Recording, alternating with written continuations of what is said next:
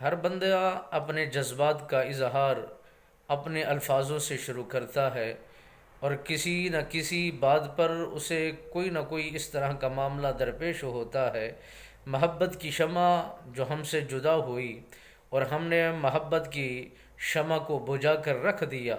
تو پھر ذلیل ہوتے چلے جا رہے ہیں، رسوا ہوتے چلے جا رہے ہیں، پریشانی میں پریشانیوں کی طرف متوجہ ہوتے چلے جاتے ہیں۔ ایک مصیبت ٹلتی نہیں، دوسری مصیبت مہمان بن جاتی ہے۔ اس میں وجہ کیا ہے کہ ہمارے دل کے خلوص، محبت کے تقاضے، محبت دینا، پیار کرنا، ہمدردی کا سلیقہ دینا، لوگوں کے ساتھ ہمدردی میں شریک ہونا، یہ ساری خوبیاں جو ہماری بنتی تھی، ہم نے ان ساریوں کو ترک کر دیا۔ اس لیے مسائل در مسائل میں الجھتے چلے جا رہے ہیں، پریشانیوں کا شکار ہوتے چلے جا رہے ہیں، اور مصائب ہمارے اوپر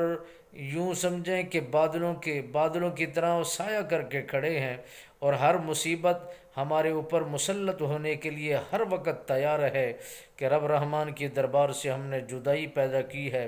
رب رسول کے احکامات سے روح گردانی کی ہے۔ اس لیے اس طرح کی مصیبتیں، اس طرح کی پریشانی کو ہمیں سامنا کرنا پڑ رہا ہے۔